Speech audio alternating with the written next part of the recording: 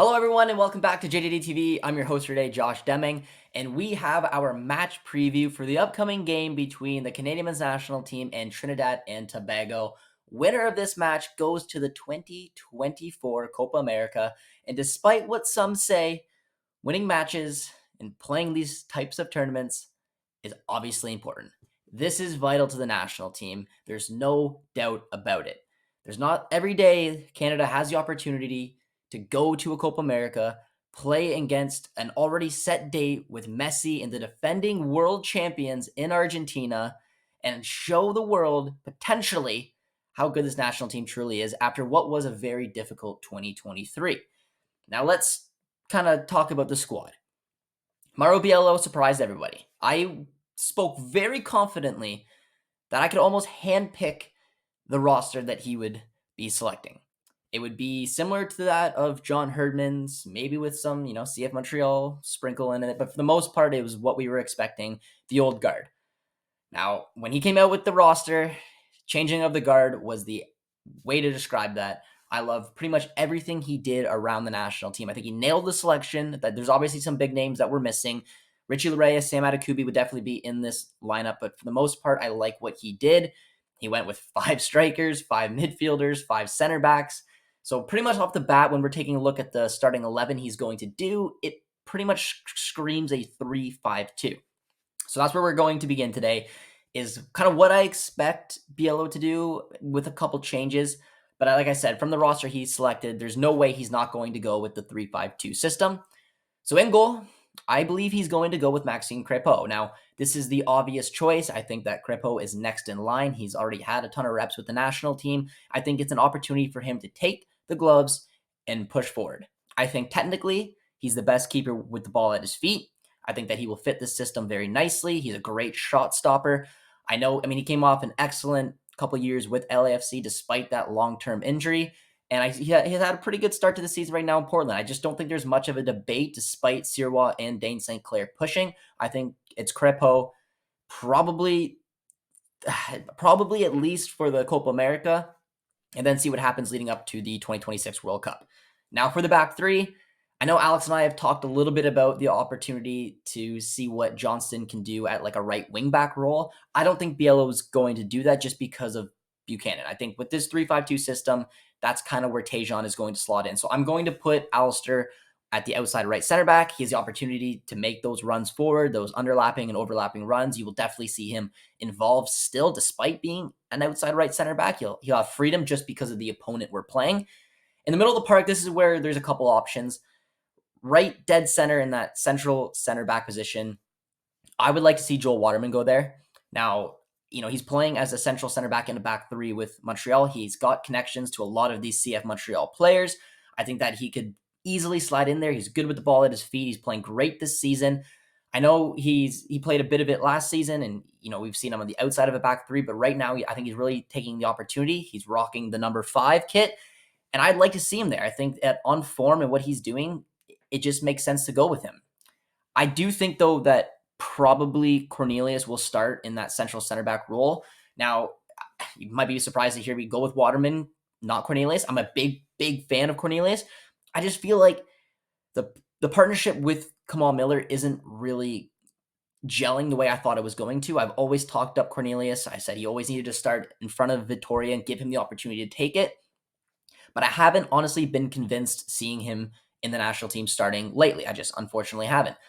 So that's why I'm like, well, it just seems a little bit awkward. I don't know if it's because it's 2 lefties. They just, like I said, it just kind of seems like Cornelius is a bit lost in there at time to time with the national team, although he hasn't had a ton of reps. So that's why I'm going with Waterman. I think that, again, with chemistry, with the way he's playing right now with CF Montreal, and he's playing that position week in, week out, I really like it. On the outside left, it's no debate. You could slide Cornelius over there, but I think this is Kamal Miller's. Just, again, no way around it. He's that outside left center back. That's what the back three I'd like to see, but I do expect probably Cornelius, not Waterman. Now, on the wing backs, you have Tejan Buchanan at right wing back and Alphonso Davies left wing back. Again, no real debate.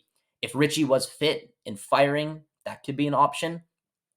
But given the other options right now, Liam Miller is having an excellent season in the championship.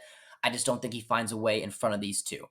Now, moving on to my midfield 3, it's a debate. I could see Piet going in at the 6, which would allow Eustachio and Kone to be the 2 8s, and Eustachio, just has a little bit more freedom going forward. However, I would go with something a little bit different considering the opponent we're playing.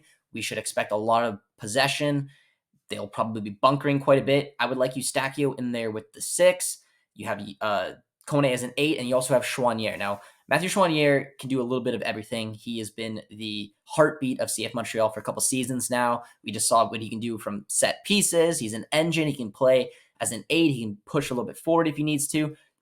I just think it gives Canada a different look in that midfield where it's still important to have a 3-man midfield, but you have players that are all special and can create something. And if you're playing in a low block, yes, a Piet can be nice, especially in transition, but I trust the back three as well as Eustachio getting back and Kone and Chouanier. And then just the creativity they have going forward, it gives you a little bit more options to break down what could be a very tricky team, depending how they set up.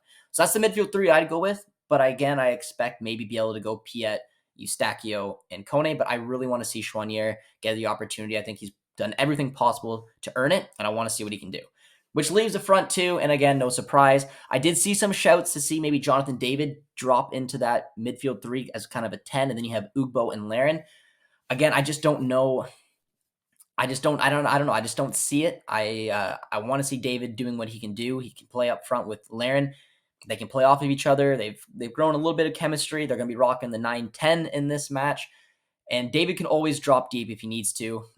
We've seen him link up that way before. We'll definitely see it in this match. And then you have a poacher like Kyle Laren who can get into the box depending on the situation of the match. If you get balls coming in from Buchanan, from Davies, you have someone like Laren in there. I think they can play off each other.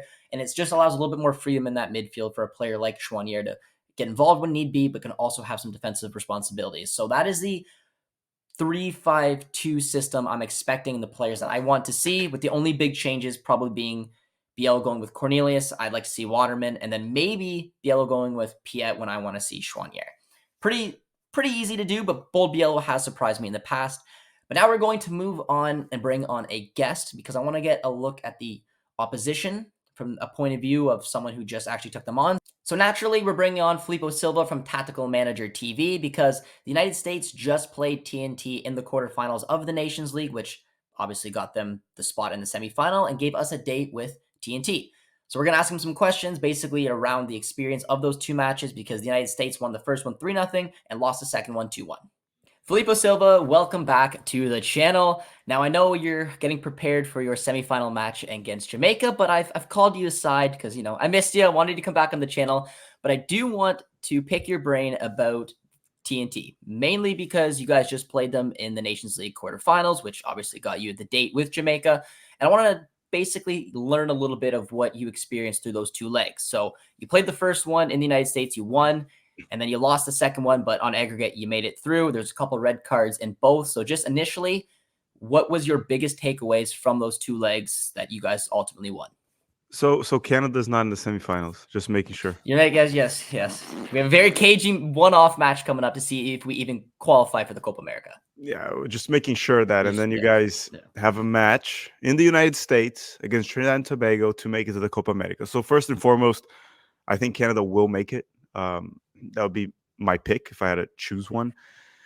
We played Trinidad and Tobago twice, right? We played one in Austin, Texas, and I was at the game. I went to the game, and Trinidad got a red card in the first half that was drawn by Weston McKennie, and the U.S. essentially just struggled to score. It was a 3-0 American win, but we didn't score the first goal till 80th, 82nd. Like the last 10 minutes, we scored 3 goals. For multiple reasons. Trinidad gassed out. They were playing man down for most of for the entire second half and a part of the first half. So they gassed out. Once Pepe scored the first goal, I believe it was Pepe, then it just became a lot easier. The U.S. got 2 and 3. And thank goodness we got those 3 goals because then we went to play in Trinidad. When we got to the game in Trinidad, the U.S. was playing much better. Even though it was away, the field wasn't as bad as in the past, but it also wasn't great. You know how it is sometimes to play down there. But the U.S. was playing a lot better and had a 1-0 lead. And I think there was like 1 or 2 more goal-scoring opportunities. Berhalter also experimented in that game, putting Pepe and Balogun up top. But ultimately what happened was Serginho Dest got a red card for a very silly moment where he just started cursing out the ref and blasted the ball into the stands. No one really understood what was going on through his head at that moment. He got a red card. So that was one issue. I still thought the U.S. could have pulled a win or a draw with that red card, but then Berhalter comes into play. That's when you need your coach, and when you have Berhalter, you can count on him, messing things up. And what happened was, instead of keeping Gio Reyna in to try to hold possession and just kill time in the first half, go to the second half, like regroup, reshape, and then try to hold a win, he had a pre-planned Gio Reyna sub at halftime. So instead of keeping him in and taking out one of the two forwards, you have Balogun and Pepe. A right back got a red card, and he took out the midfielder. So, so that's what he did. So what happened was Trinidad and Tobago actually scored um, right away in the first half to tie the game. And now my memory's failing me. I can't remember if they scored the second goal in the first half or they scored right in the beginning of the second half, the second goal. And then from there, Trinidad didn't really do much. They might have had one other opportunity. The U.S. kind of seemed a little stunned from the red card and the two goals. And it just ended like that. 2-1, and the U.S. qualified. So my overall take on it, this is not a great team, the Trinidad and Tobago team. They're just going to try to be physical. They're going to be scrappy. But they are capable of making you have to grind for the result, which is what happened with the United States in the first game. One thing for context too, the two starting wingers for the US are Pulisic and Weah, and both of them were not available for both games. So that's another thing to add, right? So overall, I don't think Canada should have issues. It should be a 2-3-0 victory. They're going to play in Dallas, right? We talked about this before we went on air, which is not at home by any means, but it's also not a hostile environment. The field will be fine. The stadium will probably be empty. And Canada has much better players. And I think from what you said, Davies is playing, right? Yep. Yeah. So you guys have your best players. They can make it scrappy. They'll make it physical. But just like the United States, once Canada gets goal number one, that I think that's the big challenge for the game. The longer Trinidad holds the 0-0 draw, the higher their odds. Once Canada gets goal number one, expect to see 2 and 3 right after. So if you guys get a goal in the first half, it'll probably be 2-3-4-0.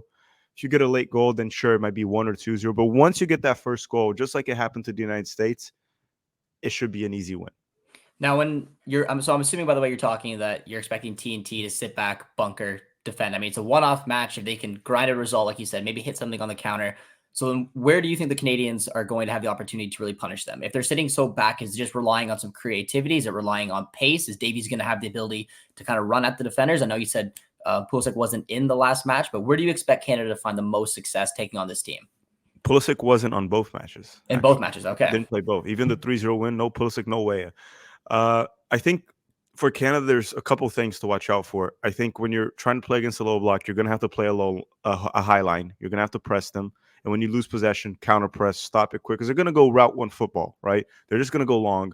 They're going to try to be physical. You got to be careful not to leave a lot of space in behind. Uh, it's kind of hard for me to tell you exactly. It's like, oh, do they have speed? Yeah, they have fast players, but it's not like they have an Mbappe or Alphonso Davies. They don't have that. They even had a midfielder that we joked around quite a bit in the game in Austin when we were there, that the dude was completely out of shape, right? For a professional athlete, of course, right? If the guy's heavier than me, I think you're out of shape for a professional athlete, considering I'm not a professional athlete. And that's what it is. It's like they're gonna probably try to soak up pressure and go long. They're not gonna try to really play out of the back. You're not gonna see some pretty tiki taka moving the ball around. That's not what I saw in both games against the U.S. So if you press them, they're gonna either lose possession or just blast it up forward. And then you got to be careful if you don't leave those spaces in behind so no one can make a run. Um, that's kind of what happened, I think, in the first goal in Trinidad. We left a little bit of space, and then it was on Cameron Carter-Vickers, and one of their forwards just blasted through him and scored. So essentially that. Don't leave space in behind because they'll try to hit you in the counter and find a way to break the low block. And, I mean, you got Kyle Larin, you got Jonathan David. Jonathan David's in good form. Kyle Larin's actually fairly decent against bunkering teams from what I remember of his Orlando days because you throw in crosses, he finds a way to put it in the back of the net. Alphonso Davies actually is not the best against bunkering teams, in my opinion. He needs that space to get some pace. He's not like the guy that will not the creative 10, right? He's not a 10, not a creator. But again, it doesn't hurt to have Alphonso Davies. You have to see how Eustáquio plays down the middle right there. He'll probably be very important in distribution. But look, the only situation I can see Canada being, there's two situations I can see Canada being in trouble. One is if Trinidad somehow scores first. That would be terrible for Canada, because then they will CONCACAF, they will waste time, they will be physical, and they'll bunker even more than they were bunkering before, if that's possible. That's one thing. The second thing is if some Canadian does something like Dest, which I'm assuming they won't. Outside of that, there's no way. This team is levels below Canada, and I'm not the type to really overhype Canada. On the contrary, right? On the contrary, I'm very realistic or even pessimistic about Canada at times. I just don't see how Trinidad and Tobago knocks out Canada while playing Dallas. If they were playing in Trinidad, a one-off game, I would say, hey, man, it's probably 50-50. This one, I'm probably putting it like 90% chance that Canada advances. That is all for this preview. Let me know down in the comment section if you agree with my starting 11 or if there's any changes you would make. And as always, if you enjoyed this, be sure to drop a like, drop a sub, and we'll see you guys soon. Cheers, friends.